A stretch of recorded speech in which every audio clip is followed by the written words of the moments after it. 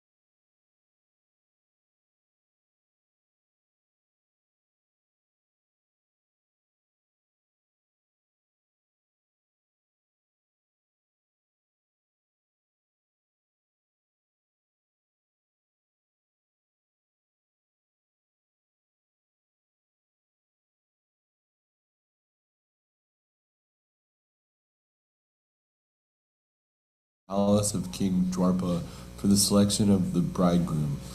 With my bow and arrow I could pierce the fish target and thereby gain the hand of Draupadi. Because he was near me, it was possible for me to conquer with great dexterity the powerful king of heaven, Indradev, along with his demigod associates, and thus enable the fire god to devastate the Khandava forest. And only by his grace was a demon named Maya saved from the blazing Khandava forest, and thus we could build our assembly house of wonderful architectural workmanship, where all the princes assembled during the performance of Rajasuya Yagya and paid you tributes.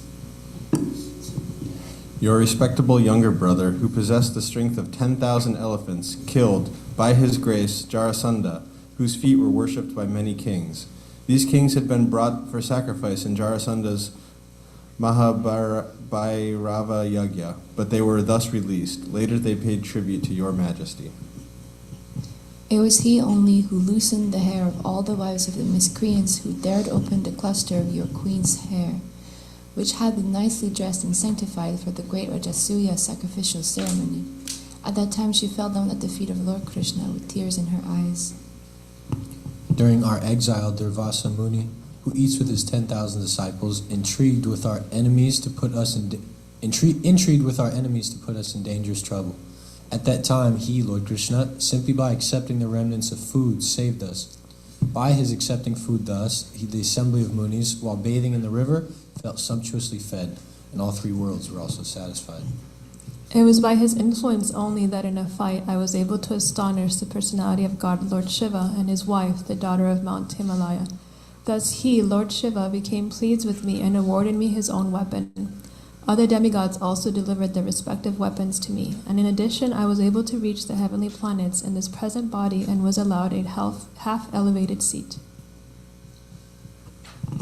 When I strayed some days as a guest in the heavenly planets, all the heavenly demigods, including King Indrava, took shelter of my arms, which were marked with the Gandhava bow, to kill the demon named Nivatavaka.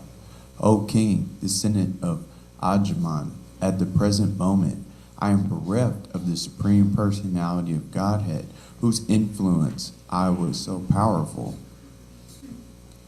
The military strength of the Kauravas was like an ocean in which there dwelled many invincible existences, and thus it was insurmountable.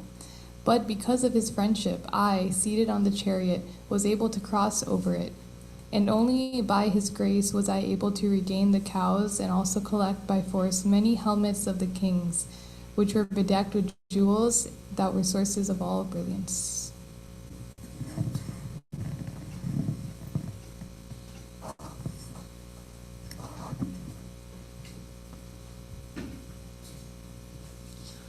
It was he only who withdrew the duration of life from everyone, and who, in the battlefield, withdrew the speculative power and strength of enthusiasm from the great military planets made by the Kauravas, headed by Bhishma, Karna, Drona, Shalya, etc.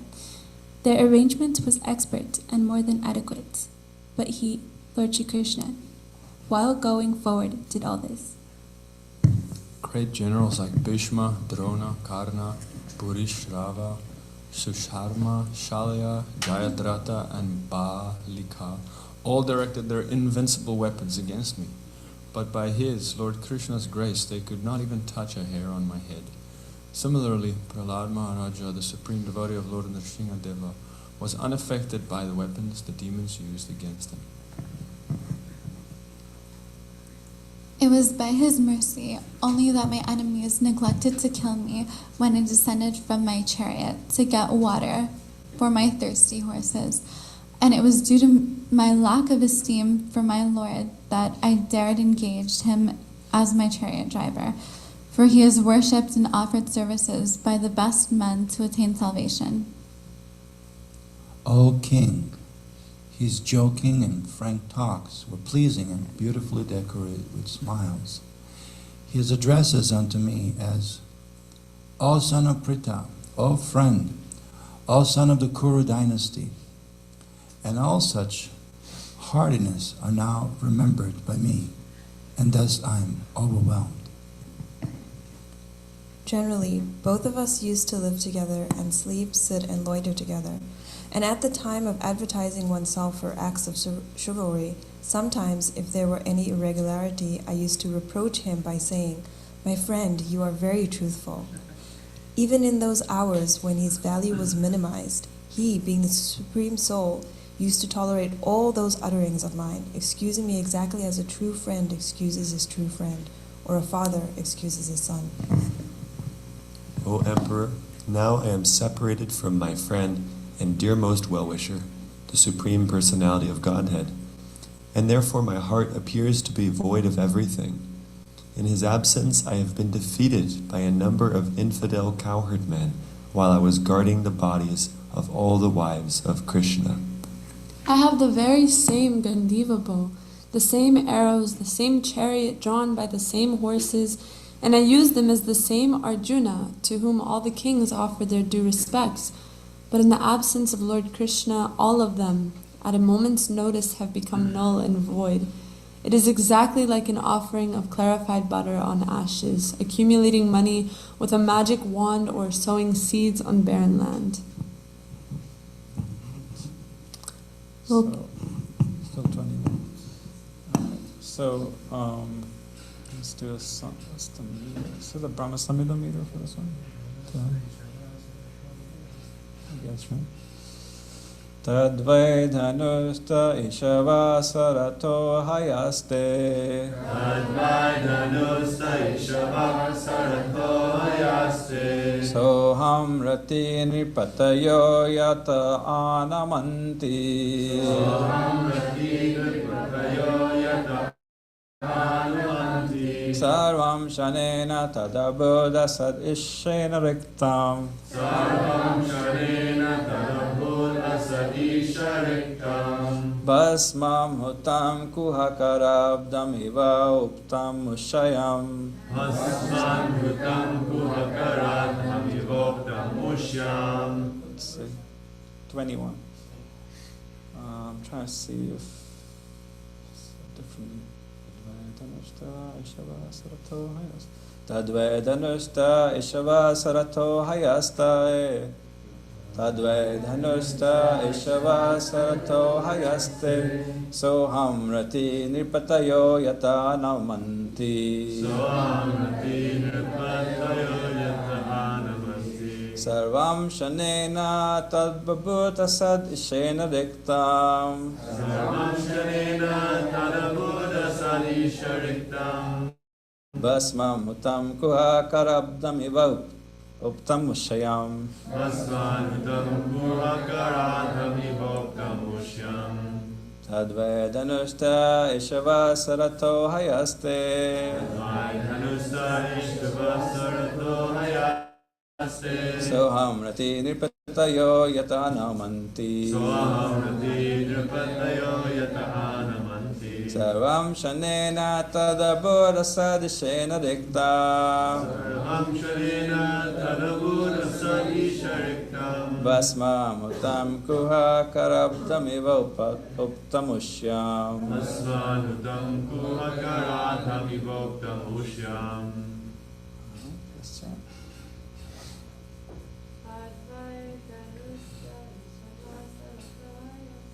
Tadvedanusta ishava sarato hayaste.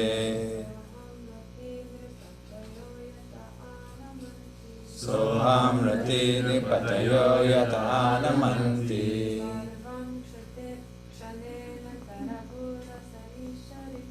Sarvam shanena tabuddha sadishena diktam. Basmam utam kuhakarabdam iva uptam mushayam.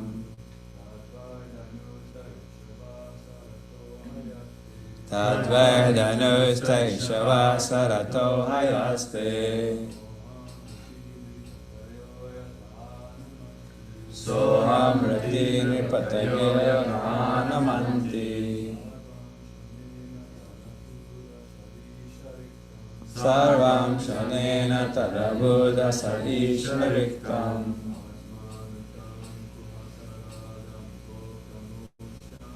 Vasmam Mutam Kuakarabdamivoktam. Tadvedanushtai Shavasarato Hayaste. Tadvedanushtai Shavasarato Hayaste. Sohamrati Nripatayo Yatanamanti. Sarvam Shanena Tadabhut Asad Ishariktam. Sarvam Shanena Tadabhut Asad Ishariktam. Vasmanutam Kuhakaradhamivoktamushya. Vasmanutam Kuhakaradhamivoktamuksham. Nice, the word to it. Tat, the same. Y, setedly. Danute, the same bow. Ishava, arrows. Sa, the very same. Rata, chariot. Hayate, the very same horses. Nipataya. Nipataya, all the kings. Yata, whom. Anamanti, offer their respects. Sarvam, all. At a moment's notice. Tat, all those. Abhut, became. Asat, useless. Isha, because of the Lord. Riktam, being void. Basman, ashes. Putam, offering butter. Puhakaradham, money created by magical feats. Eva, like that. Uptam, sown. Usyam, in the barren land. Translation: I have the very same Gandiva bow, the same arrows, the same chariot drawn by the same horses, and I use them as the same Arjuna, whom all the kings offered their due respects. And in the absence of Lord Krishna, all of them have become null and void in a moment's notice. It is exactly like offering clarified butter on the ashes, accumulating money by a magic wand, and sowing seeds in the barren land. I'd like to read the purport.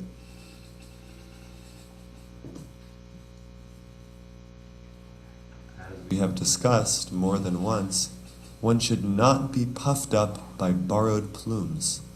All energies and powers are derived from the Supreme Source, Lord Krishna, and they act as long as he desires, and cease to function as soon as he withdraws. All electrical energies are received from the powerhouse, and as soon as the powerhouse stops supplying energy, the bulbs are of no use. In a moment's time, such energies can be generated or withdrawn by the supreme will of the Lord. Material civilization, without the blessing of the Lord, is child's play only. As long as the parents allow the child to play, it is all right. As soon as the parents withdraw, the child has to stop. Human civilization and all activities thereof must be dovetailed with the supreme blessing of the Lord. And without this blessing, all advancement of human civilization is like decoration on a dead body. It is said here that a dead civilization and its activities are something like clarified butter on ashes, the accumulation of money by a magic wand, and the sowing of seeds in a barren land.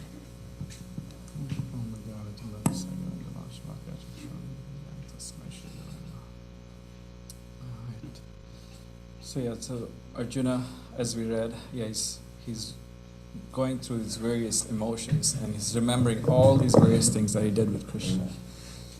And and the main point in this verse that Arjuna is making is that everything comes from Krishna. That he's the same person, the same exact Arjuna who defeated not only all the warriors in the Mahabharata war, but also before the Mahabharata war, he had defeated himself all the warriors from the Kuru dynasty in the war, and when they came to attack Virat, where the Pandavas were hiding incognito. And so they actually had come themselves, all these warriors from the Kuru dynasty, and Arjuna just by himself had defeated them. And so it's the same Arjuna, and saying it's the same Gandiva bow, same arrows, same chariot drawn by the same horses, and and still he could not protect Krishna's wives, and he's just helpless. And so, oftentimes in this world, people think, I've done so much in my life. Most materialists, that's what they think. I've achieved so much on my strength, and I've worked really hard, and this is my wall of fame. Most older professionals, you go to the house, especially those who are a little older, maybe not people from this generation, but they would have a wall in their house with like their awards and degrees and photographs with presidents and prime ministers. My father has it, actually. My father, he has his pictures with one president, one prime minister, and several defense ministers. He has all that one wall. And when I went home after several years, he was like, "This is me with this defense minister, this defense minister." So it's funny, And so everybody has that. A lot of people have that. Like, oh, I've achieved so much in my life, And normally the mentality is that then I have done this. I'm the doer. And so Arjuna's pointing out that I'm that great warrior. I'm here with the same set of skills, same equipment, and still I'm not able to even protect these women from these coward men, like these low rogues.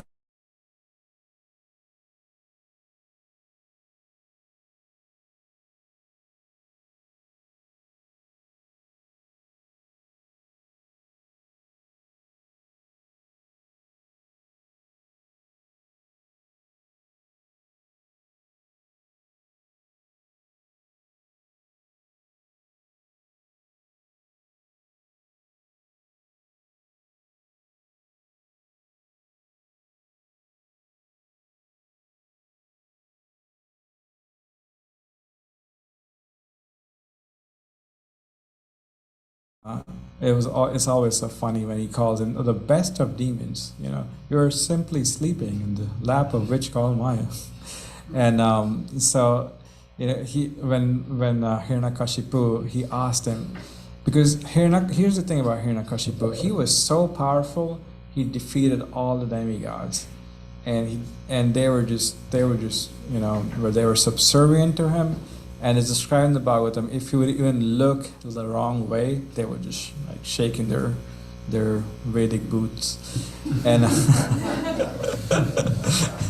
so they were so scared of Hiranyakashipu. And so Hiranyakashipu, he defeated all of them. And then he sees this little child standing up to him. And initially it was like, this little child. But then he got scared. That's normally what happens when, I think Gandhi said it, first they make fun of you, and then they get scared. So first, the oppressor just like, whatever, these little people are revolting, whatever. But then when the person keeps actually revolting, they're like, hey, wait a minute, what's going on here? How is this person of minimal strength still, standing up against us? So first they make fun of you, and then they actually get scared. So same thing happened with Hiranyakashipu. He actually got scared. He thought, how is this that this child can still stand against me? And so he asked him that question very honestly, like, where are you getting your strength? Open-ended question. Like, where are you getting your strength from? And Prahlad Maharaj, with all genuineness, but very poignant point in the Bhagavatam, where he says, from the same place, O king, where you get all your strength, from Lord Vishnu. And here's Hiranyakashipu who wants to kill Lord Vishnu.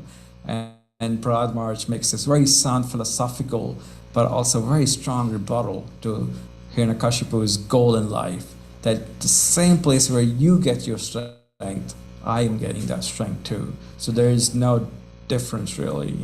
You think you have amassed all this strength, this wealth, this prowess. Actually, it's coming from the same exact place. And from the same, it's amazing, the same place, the same source you get your strength from. You could either be a demon or you could be a devotee. And we see that example right there. Hiranyakashipu is terrorizing everybody, and Prahlad Maharaj using the same source of strength to actually be a devotee and to stand up to this best of demons. And Prahlad Maharaj makes this point, and Arjuna is making that same point, that it does not matter. Without Krishna, everything is just useless. And I was listening to a lecture by Prabhupada on this verse actually, and Prabhupada was making this point about America. He was saying that you have so much wealth in America, and he was saying it didn't just come from nothing. People worked hard for it. They toiled really hard for it, and America basically followed the what's it called, the Dharma, Artha, Kama, Moksha, the Purusharthas. They followed that. First they came. They were, many of them were just Christians. They were pious, and they wanted to work hard. So there was some Dharma involved. And then there was Kama. They wanted to make the best out of this land. Of course, they did a lot of other violent stuff too. But there was some Dharma involved in the beginning. And then there was some desire that, we want to cultivate this land. And then they worked hard at it. Dharma, Artha, Kama. Oh yes, and then first Dharma, and then they got some resources, right? They got this land. They got people to help with the land. And then Kama, and they have a desire like, okay, now we're gonna build this great nation, and then I guess they left the moksha part out, but that part is there. Dharma, Artha, Kama, that part is there, at least. Or if some people were still pious, if the piety still remained, then the moksha part would still be there. Like at the end of their life, they'll be like, all right, we did all this work. Now it's time to go back to Godhead. But it works. The system that Krishna has made, the Purushartha, Dharma, Artha, Kama, Moksha, it works. That's how materialists are supposed to function in this world and still have some link with God. And so Prabhupada was making this point that Americans have worked hard to build this country, but in due course of time, the first thing they lose is Dharma. They have the Artha, you have the wealth, you have the Kama, you have the desire. And you're like, all right, we have all the wealth that we need. We have all the resources. Don't really need God. And Prabhupada makes that point, I think, in the Bhagavatam, in the introduction or somewhere, that then churches, they start getting shut down, And we see that all over America. Sometimes, I have a keen interest in real estate, so I keep looking, different places just for fun. And I see churches for sale. And those churches have been converted into like 1-bedroom apartments or something. It's like, they're basically converted into houses or just like a venue. It's like I saw a church that was a real estate office now.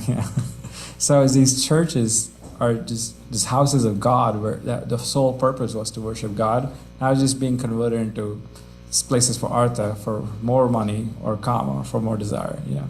And so that's the reality of Kali Yuga as time progresses. So Prabhupada is making this point that no, you'll lose everything that way. You will lose the essence of everything without spirit. It's all this matter. It's a waste. And people might think that we have amassed so much wealth and we can do it without God. But sooner or later, it's just a house of cards. It will fall apart without God consciousness. And I went to this. I'm not sure if I mentioned this before, but I went to this one meeting the Lazaro County had about food insecurity, and it was interesting because all the community leaders they invited, they were all from poor backgrounds, and so their issues that they were talking about were dealt with people with from poor backgrounds, and so the main thing that they felt that the poor people or poorer people, not necessarily totally destitute, but just like lower middle class. The people the issue that they're struggling with. Anyone wants to guess what, in terms of food insecurity, what issue they're struggling with? People are lower middle class. Any thoughts? It's connected with Prabhupada, what Prabhupada said. Was it? Huh? Fresh food? Yeah, exactly. They're not able to get fresh food. And that was Prabhupada's point, that the system is artificial. And sooner or later, it's going to be unsustainable. And that's why Prabhupada, that's why you talk about Varnashram, right? And sooner or later, there will be a time that it's like the whole system is totally weird. And we actually have to live off the land. And right now, the lower class people, like the poor people, are feeling it right now, the pinch. Because they don't have enough money to buy food. And the food that they get from food bank is just junk food. And so, whenever you take God out of the picture, it's just an artificial system. And And so yeah, for them it's very relevant that yeah, we need to actually. So the county has some grant money, and these community leaders are like, yeah, we need to use this grant money to do more farming. And I'm like, oh my God, they want to do what Prabhupada told us to do. They want to live off the land because they see that the system's not working. And so I mean, in due course of time, it will go up to the class. It'll keep rising up, and then the middle class is going to feel the pinch, and then the upper middle class, and so forth. But it's just like, oh wow, it's so true what Prabhupada said. But yeah, just the point being that yeah, without Krishna, everything is simply null and void. And then, oh yeah, so just like how at this point Arjuna is totally lamenting that Krishna's gone. Similarly, when an acharya leaves the planet, any acharya, we saw when Bhaktisiddhanta left the planet, when Srila Prabhupada left the planet, normally there's always chaos that follows along with it. And so it's just the nature of these personalities leaving the planet that is always chaos, there's always a loss to society. And so Arjuna's feeling it, disciples of Bhaktisiddhanta felt it, disciples of Prabhupada felt it, and so forth. There's always a certain amount of chaos. And when these acharyas leave, what can the devotee, or when Krishna left, for that matter, what is left behind? What can one hang on to at that point? Any thoughts? Memories, yeah. What else? Instructions, yeah. Was it? Their words, you said? Yeah, their words. Yeah, those are the main things that one can really hang on to. And Arjuna is doing that right now. He's remembering all these various memories, his activities, and very importantly, the instructions. And so, yeah, whenever an acharya leaves the planet, I mean, also like before they leave the planet, also we should hang on to their instructions, not just wait for them to leave the planet. But that's the practice part, right? If they're still here, we can follow the instructions, and if we are unsure, then we actually go ahead and talk to them about it. And so, yeah, instructions. Prabhupada, he said that Prabhupada said that he's never really separated from his guru, Bhaktisiddhanta, and he's never separated in the sense that he always has his instructions deep in his heart. And so for Prabhupada, he made that point one time. I'm never alone. My guru is always with me. And so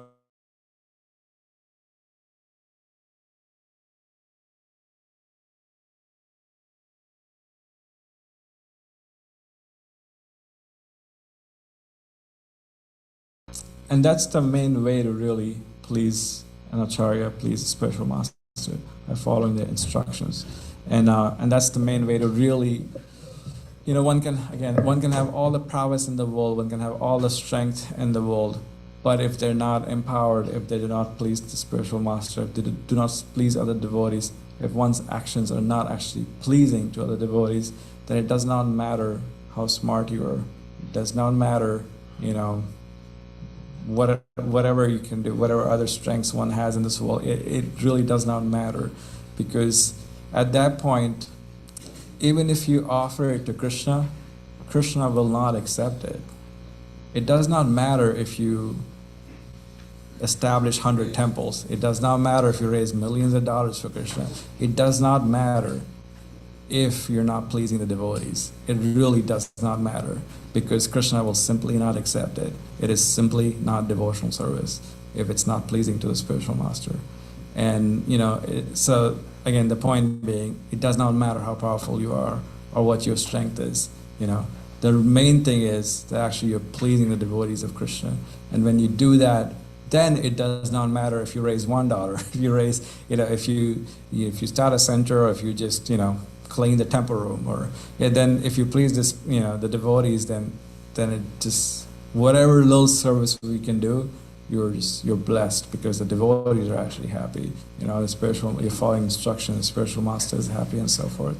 And that was the mood of Srila Prabhupada and various acharyas, that they just did humble menial service to other devotees, and the devotees were so pleased with them, they gave them so much blessing. And yeah, when Prabhupada came, and we have heard that story of Prabhupada living in the Radha Damodar temple, and every night, so there was this other devotee whose name I do not remember, but he used to live next door, I believe, to the Radha Damodar temple, and every night he would hear somebody just calling out, or basically, he said howling. He would hear someone howling in the night, and he was sleeping in the night, and you're like, what the heck is that?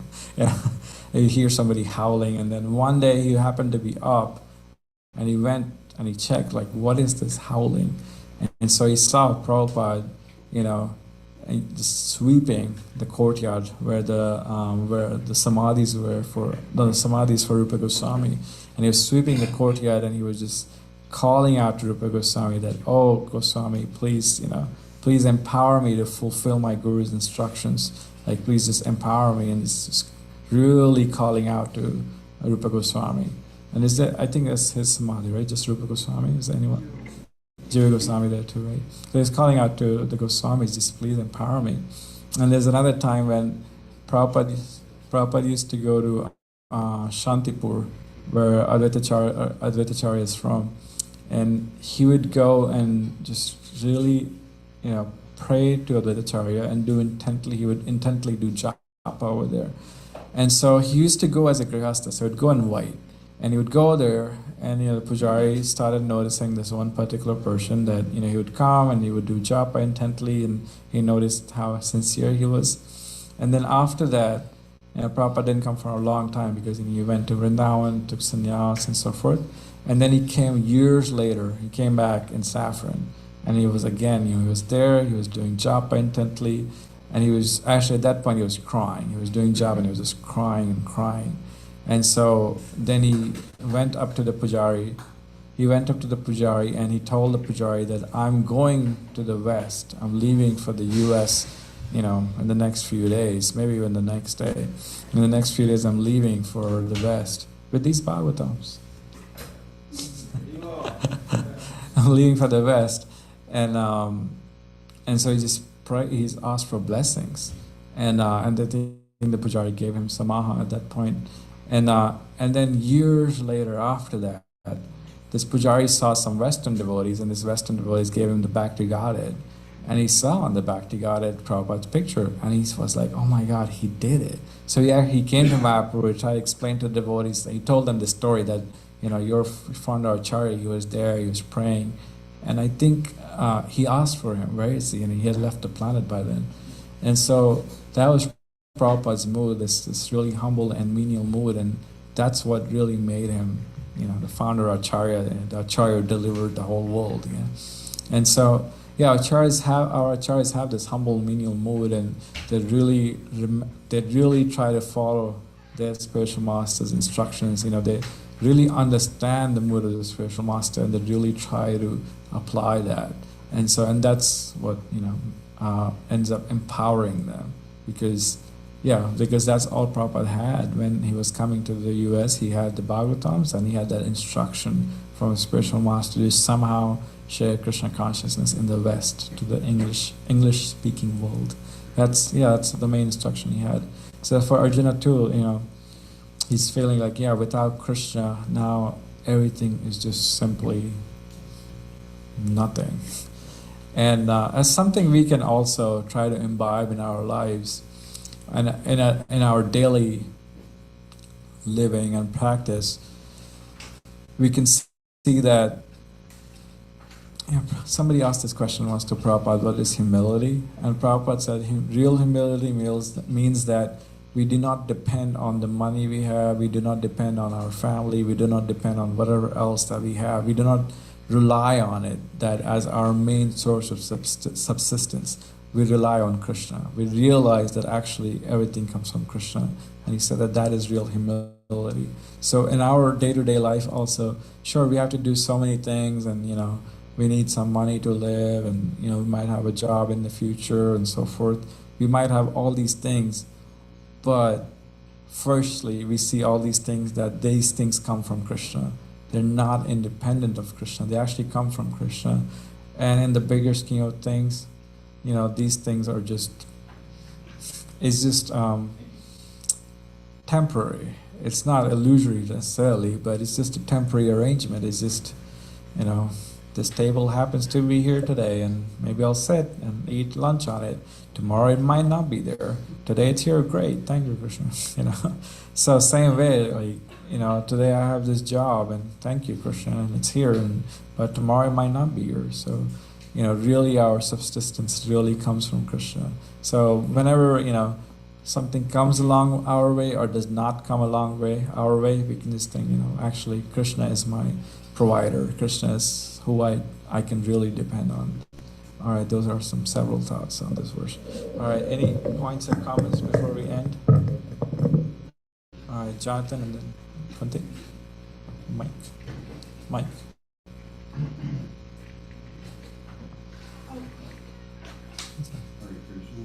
Hare Krishna.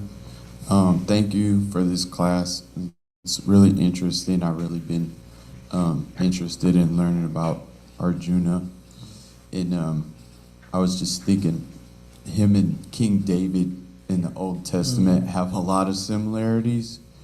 They're both warriors that met a challenge and relied on God for protection.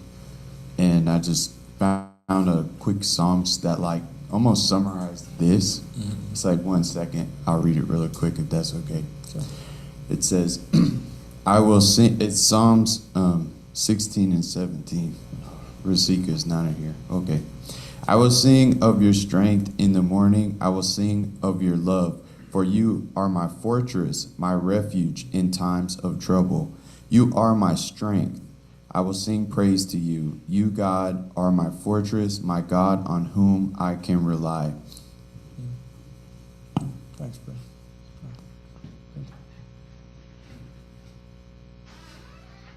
You mentioned how if you're not pleasing the devotees, if you're not pleasing the spiritual master, then what you're doing is basically useless. But I'm wondering, in cases where, it happens like you might be doing something and some devotees are really encouraging and really happy with what you're doing and some other devotees are not. So then what does that mean? It's 50-50. Just kidding. Some devotees really appreciating and some others are totally against it. Maybe not totally, maybe not but that maybe criticizing or maybe kind of not so happy with it. Well, in that case, you generally go by your spiritual master and the instructing spiritual masters that you have. I would say as long as they are happy, as long as you have a critical mass, as long as it's not just this one random devotee is happy with, me, whatever, eating meat or whatever, then, as long as that's not the case, it should be fine. But especially your Diksha Guru and your Siksha Gurus, as long as, those they think what you're doing is good, it should be fine. There'll always be somebody you might think you should really be chanting 45 rounds or whatever, or whatever else that they might think. But as long as, you have those devotees you have a relationship with, they are happy, it should be fine. I would say. What else? Are you implying with what you're saying that even if someone has some kind of desire that they want something from Krishna, that the only way to obtain that desire is to serve the devotees, is to please the spiritual master? Interesting. So if you have a desire, like a material desire, or... Sure.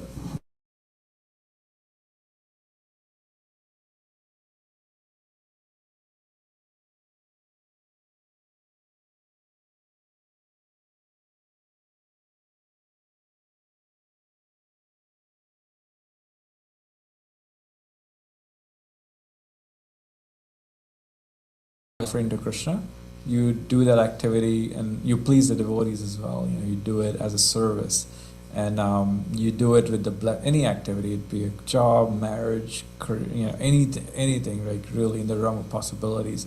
You do it with the blessings of the devotees. So when you do that and you have that intent and mood, then then it's an offering to Krishna. Otherwise, anyone can. If they have somebody has a karma for attaining something, they work hard at it, they get it. But it's not necessarily devotional service. I guess that's my point.